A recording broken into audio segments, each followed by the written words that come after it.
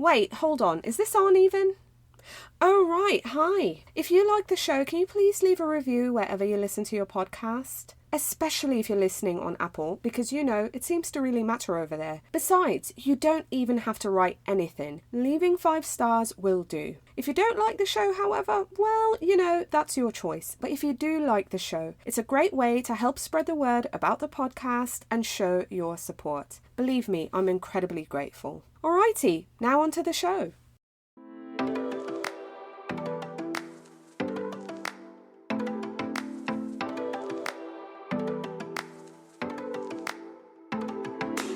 Hello, I'm Victoria from Biblio Lifestyle, and you're listening to the Reader's Couch podcast, the show that will help you bridge the gap between living a full and busy life to one where you're reading, learning new things, and having fun. Today on the couch, I'm super excited to welcome author Falon Ballard to talk about her latest novel, Just My Type. Falon also gives us lots of book and bookstore recommendations. We talk about therapy, self-care, and lots more. So let's get into the episode because I can't wait for you to listen to my chat with author Falon Ballard. An uplifting debut novel about siblings to add to your reading list is The Theory of Not Quite Everything by Kara Nodder. In The Theory of Not Quite Everything, we meet Art and Mimi, devoted siblings and housemates bound together by the tragic death of their parents. When Mimi decides that she wants to find love, she asks her brother Art for help. He agrees, but on one condition: that she finds her soulmate using a strict mathematical principle. Things seem promising, but it all changes when Mimi meets Frank.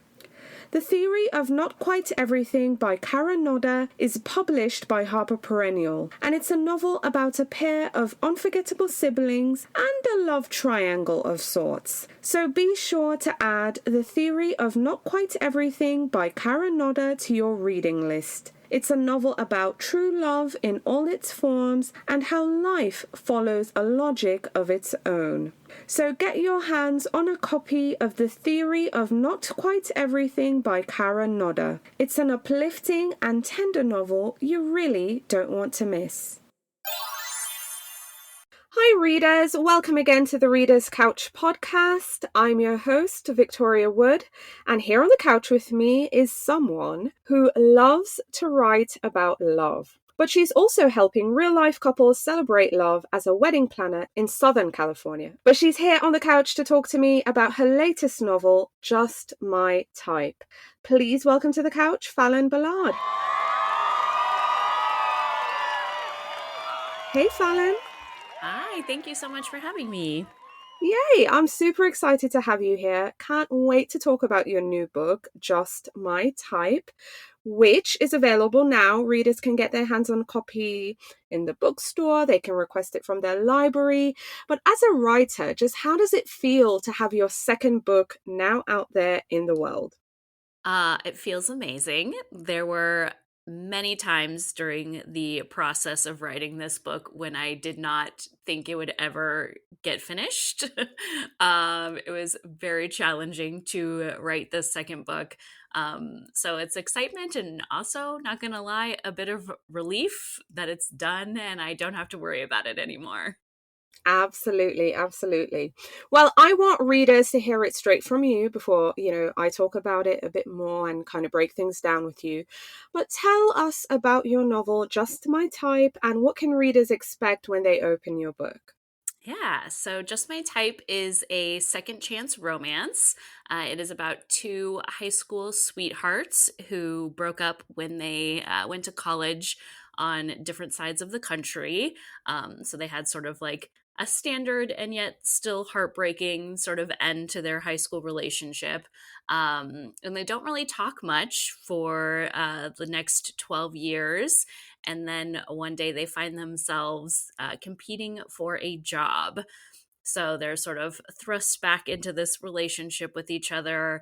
And because they're in a competition, you got a lot of sort of rivals to lovers moments happening. And then, of course, they end up finding their way back to each other. But it's very much inspired by my love of like the late 90s, 2000s rom-coms. And I just wanted it to be fun and have lots of banter and have lots of ridiculous situations and still of course have that love story at the heart of it. Oh, I love it. And honestly, hearing you say that, it makes a ton of sense. And we're going to start with Lana. So, our Yes. main character, Lana. And the reason I said hearing you say that makes a ton of sense is because in the book, there is mention, she was dumped by her boyfriend in an Elle Woods moment. Yes. So I was just like, okay, yes, definitely an ode to that time. But let's backtrack. Let me take a few steps back because I just got super excited right there. But Lana is a relationship polygamist, but she's also a serial monogamist, which, I was thinking about myself in that moment there. I'm like, I was that person who was Yeah. in relationship from relationship to relationship. I'm like, I felt called out. I'm not gonna lie. So Lana, I could relate to, but she was dumped by her boyfriend, and her boss at her job challenges her. Hey, write an article about being and staying single, something completely foreign to her.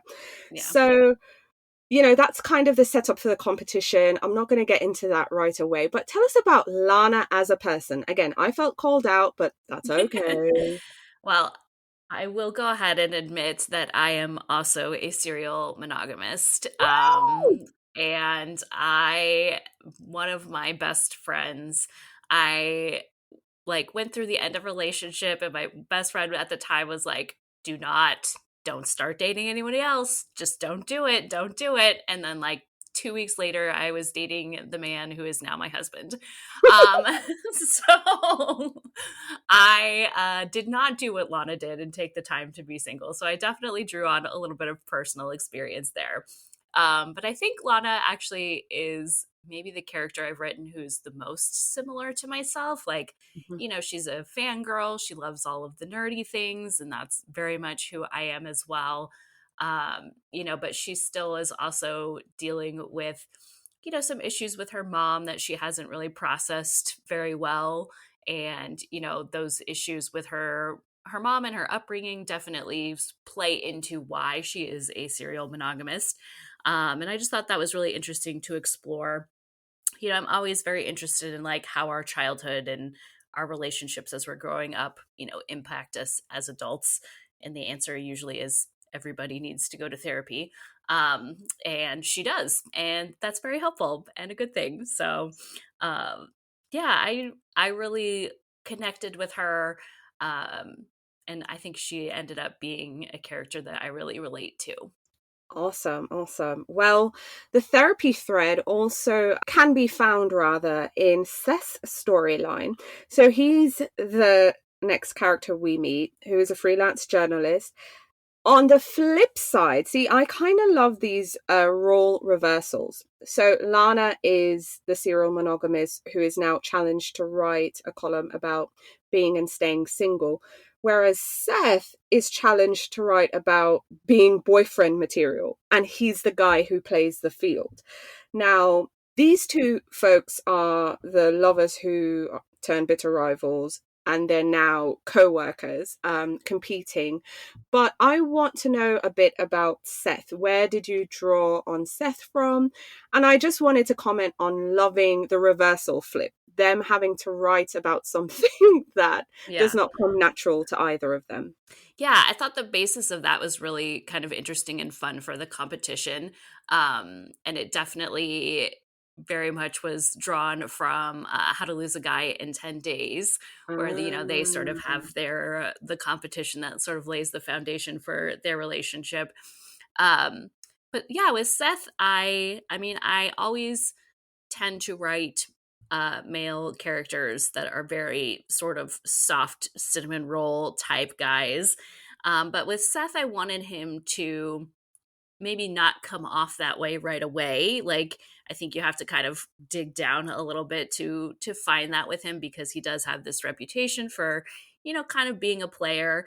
And reality, that's because, in his mind, like, no one could ever be as close to Lana. Like, nobody could ever get him or understand him the way that she could.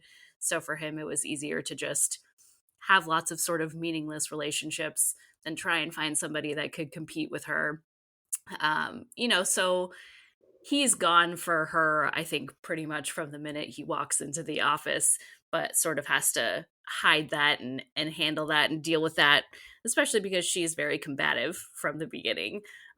So he has to sort of push the nice guy down a little bit and be sort of that competition and that rival, so that they can get to the place where they can be okay together. Absolutely. And it was a joy. I'm not going to dive into this bit of the novel, but I just wanted to say it was a joy kind of reading and watching them rebuild their connection, rebuilding that friendship, that chemistry that just, never quite left. It's like sometimes having that friend that you might not have spoken to for a really long time, or you probably were on the outs with, but then it's like watching that reconnection. So that was a pleasure to read. The banter, of course. But there was also this underlying current, though, that I'd love to hear some backstory on, is both characters in this novel, they both went to therapy for their respective issues. I know it's super easy sometimes to just kind of point fingers and say, well, you need therapy, but then no, Right. you need therapy. So kind of seeing them both evaluating, I guess, or reassessing their personal goals, but also professional as well. And I felt like that was really important. So seeing that undercurrent of therapy and healing and growth, just as much, you guys, as there was a romance, which was great. But it was really nice seeing those themes as well. Was that intentional? Was that something you really wanted to come through in your novel? Yeah, I mean, I think for me, therapy is just something that everybody needs. And I actually really, I mean, obviously, I think we see more of Lana's journey with that, just because we're from her perspective and in her Hmm. POV.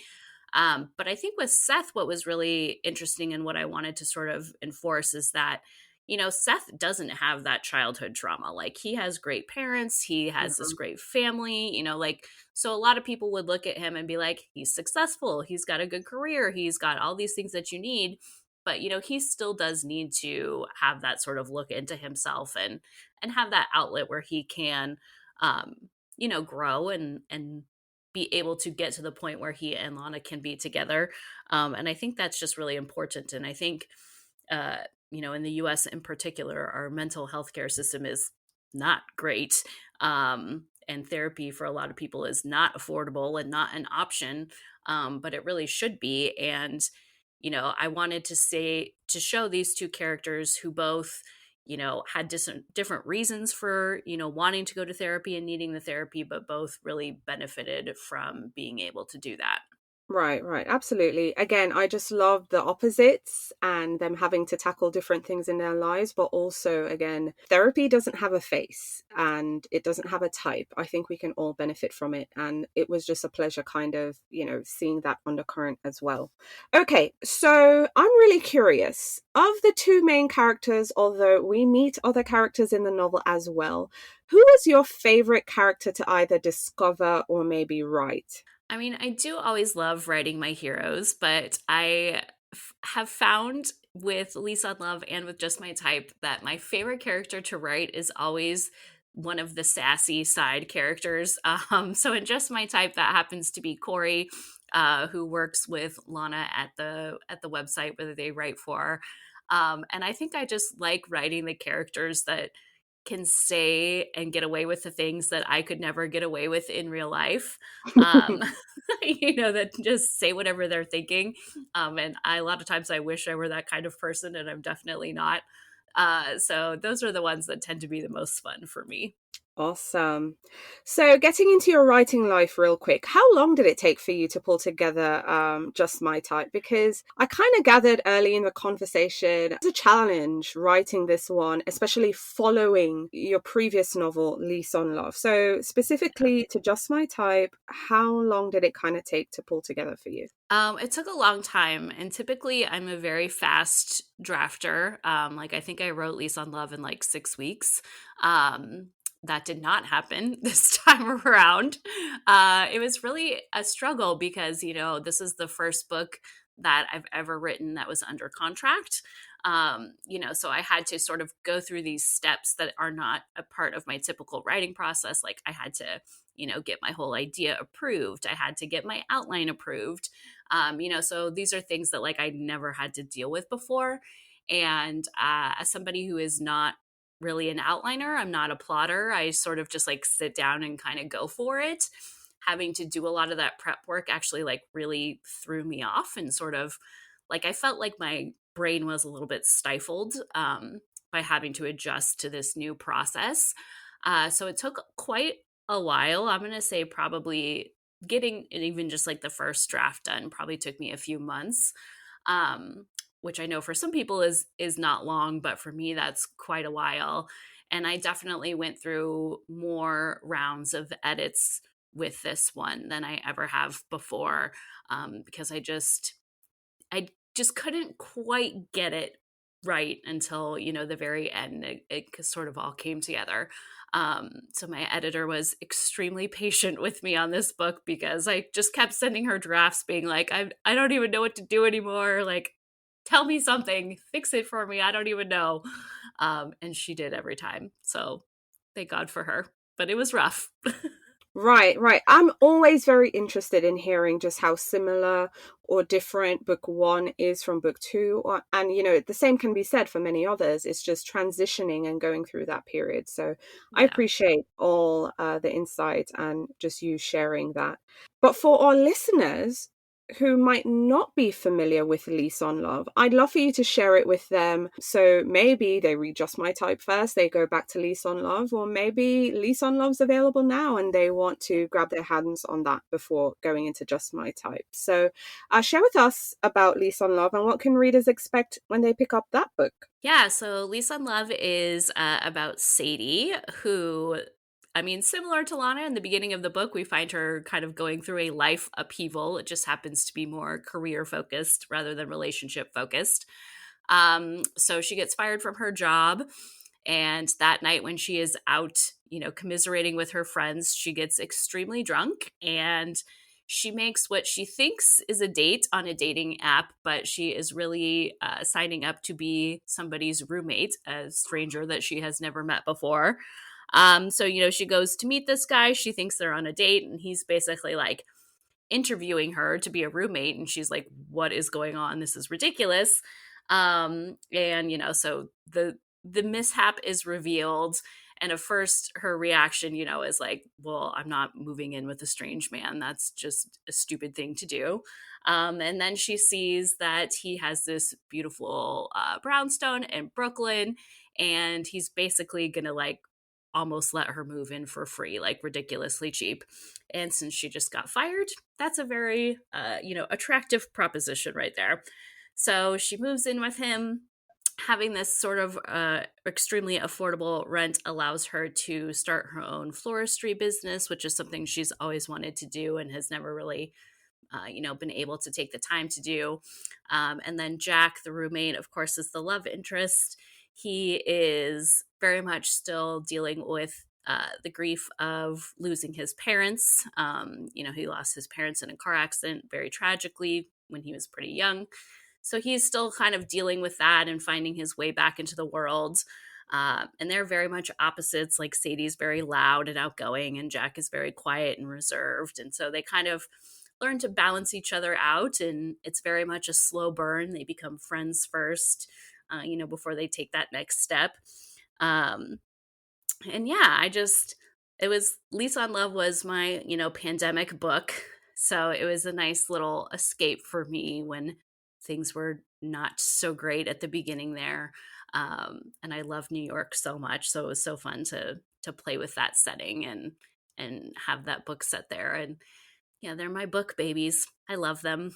Aw, well, I love them as the reader, so I really hope readers you'll give this book a go, Just My Type, but also Lease on Love. Both books are excellent. Yeah. So I'm curious. Now you have two books published. Looking back, Falon, if you could tell your younger writing self anything at any stage, whether it's before Just My Type happened or even earlier, if you could tell your younger writing self anything, what would it be? I think honestly, the most important thing is that you just have to keep going. There's just so much rejection that comes with writing, whether that is when you're querying and you're trying to find an agent, or, once you get your agent and you're like, yes, this is it. And then you have to go on submission, and then there's just more and more rejection. And so you really have to build up a thick skin and be ready to just keep going. And I think for me, the important thing with all of that is keeping the joy in writing. Like, I'm not doing this because it's going to make me a millionaire or because it's easy. I do it because I really love the stories, and I love being able to sit down and create these characters and create these worlds. And so keeping the joy and always just keep going. Love it, love it. So before I get out of your writing life, I'm curious, are you working on any other books? What can you tell me? I am. So I'm pretty much always drafting something. So right now I am drafting what is going to be my fourth book. I am in the editing stage with my third book. So the third book is about two actors who have sort of this long standing grudge against each other. They were in a movie together when they were teenagers, and they had a very bad experience together. And now they have been cast as the leads in a romantic comedy. So they are sort of sequestered together on set as they're shooting this movie. They, of course, have to be very, intimate and physical and lovey dovey with each other. And they really just don't like each other at all. So there's a lot of enemies to lovers tension there. There's also a sort of like enemies with benefits vibe happening. So it's a lot steamier than my first two books. But it was just a lot of fun to write, and I just loved every second of it. And then, yeah, I don't know that I'm allowed to talk much about book four yet, but it's in process. It's happening. It's getting drafted. It's getting drafted. Okay, we'll Yeah, take it. So book three, book four on the way. on the way. So we just have to be patient. Sounds good. All right. So even though we're here to talk about Just My Type, we want to know about your reading life. We want to know what you're reading. So share with us the last book or books that you finished reading that you would now recommend. So many. I feel like I could never get through all of my TBR because I'm just always behind. But I recently finished Behind the Scenes by Corellia Stutz Waters. And it is a sapphic love story. What I actually really liked about this one is both main characters are like a little bit older. So they're like, Mhm. late 30s, which we're seeing more of, and I really enjoy the sort of like more mature take on everything. But there's just such good pining. They are working on like a movie proposal together, and it's just fantastic. Like so much good tension. There's no third act breakup, and it's done so well. I just love her writing. So that one was amazing. And then I also just read Mrs. Nash's Ashes by Sarah Adler, which actually doesn't come out for a couple months, I think. So you'll kind of have to hold on to that one. But it's just delightful. It's a road trip romance, which I absolutely love. Like, I love forced proximity. I love, there's only one bed. And it's just like such a fun romance, and you actually kind of get two romances with it because there's a little bit of Mrs. Nash, who obviously has died because she's ashes. You get sort of a love story from her lifetime as well.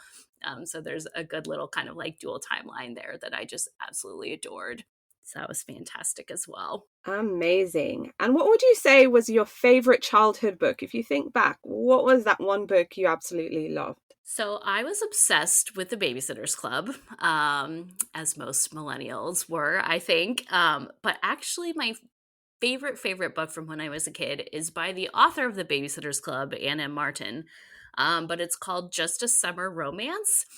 And I really think it is like the reason why I write romances right now, because it is about this girl. I think she's like 14 or 15. She's, just going into high school. And she has this sort of like summer fling with this guy that she meets while she's on vacation with her family. And then, they have their breakup moment when they each have to like go off to their own hometowns. And then she finds out later on that he's like a huge TV star. Like he's coming out with this like huge TV show. And that was just like me as a teenager. All I wanted was to date Jonathan Taylor Thomas. And, so that book just felt like such like, oh, I just want this to be my life. And I just read that probably a million times. It was so good. Love it.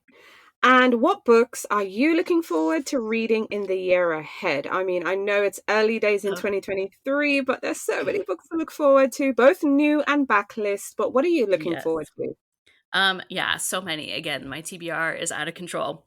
But I am really looking forward to The Do-Over by Suzanne Park. I just find her so hilarious. I love her voice. Everything she writes just makes me laugh out loud. I'm really looking forward to Will They or Won't They by Ava Wilder. I was obsessed with How to Fake It in Hollywood last year, so I cannot Yeah. wait to see what she does next, because I just thought that book was so brilliant. Um, what else? Oh, The Neighbor Favor by Christina Forrest is coming out pretty soon, like end of February. Hmm. Um, it's about two people in the book world, and I just love books about people in the book world. I just always find them so fascinating. I love them. And then In the Case of Heartbreak by Courtney Kay. Courtney is just the best human being on the planet, and her books are just delightful, warm hugs. Yes, love it. A great list. And I agree, the TBRs are always toppling over. Yes. Okay, so because Just My Type, like I said earlier, it had those hints of healing, therapy, taking care, emotional growth, all that good stuff as much as romance. But I wanted to kind of lean in on the taking care bit, and I was really curious. What was your last moment of self-care? Oh gosh. You know what? Actually, I just had one. I just returned from a weekend away with one of my best friends. I live in Southern California. She lives in Northern California. And so every year at the end of January, we meet in the middle somewhere and we just hang out for a weekend. So we just went to the most adorable town called Solvang in California, like Central California. It's like a little wine tasting town. So we just hung out, drank a lot of wine, did a lot of reading, and it was fantastic. I love that. That was amazing. What would you say was your last big splurge? Oh, goodness. Well, I've been doing a lot of traveling lately, Hmm. which I am a big traveler. I love traveling. So we are in the process of booking. My husband and I, our birthdays are very close together, and we both turn 40 in July. And so we are going to Italy for our 40th birthdays. So we have been booking our hotels and things for that. So big purchases, totally worth it. I'm so excited. Amazing. Okay, so last one. What was the last song you either belted in the shower or you were dancing to? And it doesn't physically have to be the shower, but you know what I mean. Sure. Yeah, so I pretty much only listen to Broadway original cast recordings. That is all I ever listen to. I am very into right now and Juliet. I saw it in London a couple months ago and I'm obsessed. And so it was probably something from that show. Ooh, awesome. All Belted right. very badly. Very badly. It's okay. See, that's a thing. We're taking care here. So what you got Right. to do? Sing out loud. Yes. Okay. So, getting back to the books, we're big supporters and lovers of indie bookstores. So, we love our readers, love our writers, but we love our booksellers too. So, share Yes. with our listeners your favorite indie bookstore. And it doesn't have to be local, it could be something you discovered on your travels or just, anywhere really. So, tell us about some indie bookstores. Yeah, I feel very, very lucky because there are actually two romance centered bookstores that are both within driving distance for me. One is Meet Cute Bookshop in San Diego. That's actually where I'm having my launch party. They are just it's like the most adorable shop. They have the best mural on their wall. It is just so cute and adorable, and it's a great location because there's like breweries and coffee shops right across the street, so it's like perfect for a little day trip. And the other one is the Ripped Bodice in Culver City in California, which I think most romance readers know of Ripped Bodice because I believe it was the first romance bookstore. But they are just fabulous. They've been very supportive of my books, and it's just I just love walking into a store where you're going to find people who understand romance and love romance, and can't wait to recommend romance books to you. It's just the best feeling. Absolutely, absolutely. Okay, so getting back to just my type, kind of to just wrap things together for our listeners. I know you've done your job as the author, you've written the book, you've given it to us, but what reactions are you possibly hoping for, or maybe just some thoughts you're hoping readers might have after they've turned the last page on Just My Type? Yeah, well, I mean, first and foremost, I hope people just enjoy the reading experience. I hope there's some laughs, like that always makes me so happy when people are like, I laughed out loud while reading this book. Like that just is the best feeling. And I also hope, kind of going back to talking about the therapy stuff, I hope that there is, if not maybe like some awareness about therapy or like, oh yeah, I never thought that I would need that, but maybe I should check it out, like I can't scream about that enough. Absolutely. Well, I loved it. I absolutely adored this one. Loved your first. So, readers, you have two excellent books from Falon, Just My Type and Lease on Love. Falon, thank you so much for coming on the show and speaking with me. It was just a pleasure. Thank you so much for having me. This was amazing.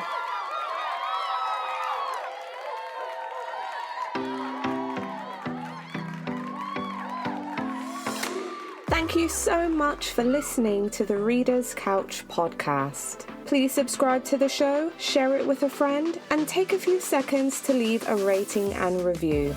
Until next time, stay lounging, stay reading, and whenever you're in doubt, go straight to your local bookstore or library. Thanks again for listening, and happy reading.